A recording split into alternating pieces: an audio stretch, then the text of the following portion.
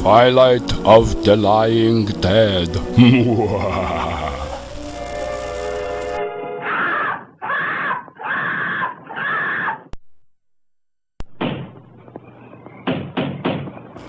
There they go again, banging on that front door. Every night, it's the same freaking thing. Once a corpse, always a corpse. That's what I say. Yes, corpses. The newly regenerated dead, the neo-stiffs, as we living folks like to call them, rise from their chuck holes or coffins or wherever. Then they proceed to terrorize us weak-minded lifers, which is what we've come to call ourselves. Not all of the dead return, mind you. Some of the ones who were lazy pricks while they were still alive, well, they just continue to rot in their graves. I suppose this shouldn't surprise anyone with at least half an imagination. Surely it doesn't surprise me. Not one bit. And the ones who have returned from the reeking beyond, God, do they stink to high heaven. They leave a lot to be desired. They're so utterly lacking in self-esteem that they have to wear hats and jewelry just to make themselves feel important. Some of them are so self-conscious about the way that they look and how bad they smell that they try to cover it up with cheap perfumes and scented deodorants and the like. But the one habit they all share, the thing that gets everybody pissed off among us lifers, is the fact that they lie about things straight-faced because they don't want to be confronted with the truth about their unkempt manner of dress and their decaying ugliness. You'd figure the least that they could do is admit that they're disgusting brutes. But no, they've got to be jerks about the whole thing and live in denial. The ones who really get my goat are the neos who weren't really bad dudes to begin with. The dead idiots like my neighbor Jock Lasky or my cousin Lorraine the seamstress, neither of whom had been a hooligan back in the day, as they say. Now, just to impress their dead friends and lovers, they act like malicious children with a belly full of candy. Don't start puking when I tell you that. Yes, lovers. You ever seen two corpses try to screw each other while they're standing up before? Yuck! It's a sorry sight. Believe you me. And their eating habits, boy, what a holy mess. They chop right through people's skulls and eat their brains and stuff, and they especially like chewing through folks' rib cages and then masticating the inner organ meats and the blood-soaked entrails. It's quite a sight to behold if you've never seen it done before. Jeff Skimmery, the left-handed sociology major at the university, goes out every night with his notepad and tries to encode the whole scene for posterity. One of these nights he's going to get eaten to pieces for his troubles. That guy, it doesn't seem to bother him. Many of the neos just ignore him because they feel flattered by the attention that he shows them. He's sort of a cross between Boris Karloff and Margaret Mead. Who knows? Maybe that's a good thing in the long run. You might ask yourself, how do these dead bodies come up out of their graves and off morgue tables? It just doesn't seem right, does it?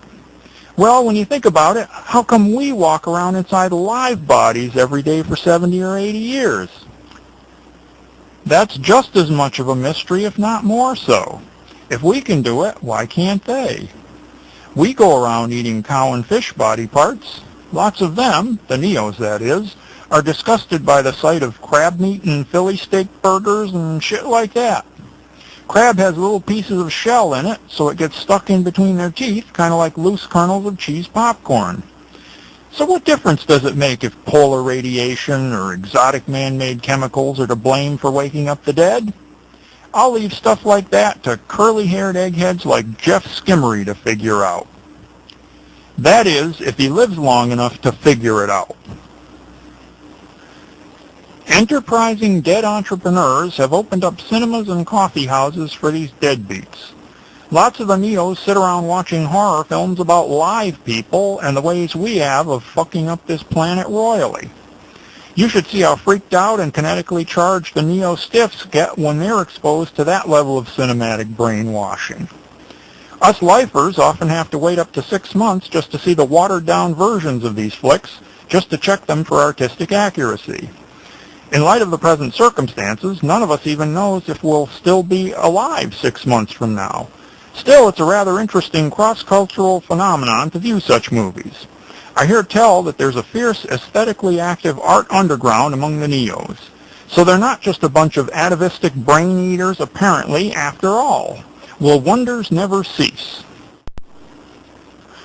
There are 2 ways to handle these dead bastards and bitches whenever they break into your house and try to gorge themselves on your entrails. First, you can take a loaded rifle and blow their heads off.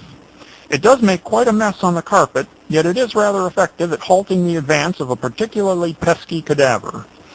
The other way is to engage them in conversation. Don't laugh.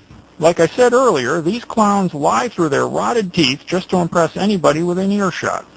Almost invariably, if you catch them off guard with an incisive comment, they'll knock themselves silly trying to fabricate stories about this or that.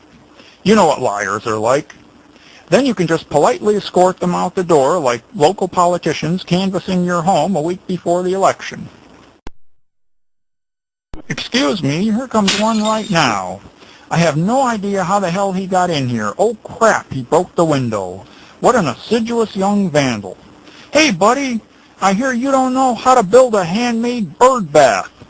See? He's stopping to think about it. Listen to the bullshit fly. What a talebearer this guy is. And see, he's pushing some other guy so that the second one can't get in through the same window. What did I tell you? It works every time. So yes, I do live in mortal fear.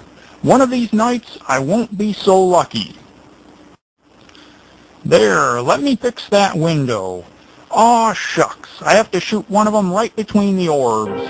Bingo! Some things are even better than kinky sex. Woo-wee! Every evening, just about dark time, the pattern repeats itself. Then you can sit and watch soap operas or Dr. Phil reruns while the sun's out if you survive another night.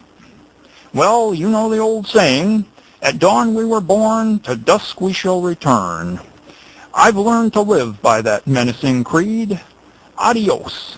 End of story.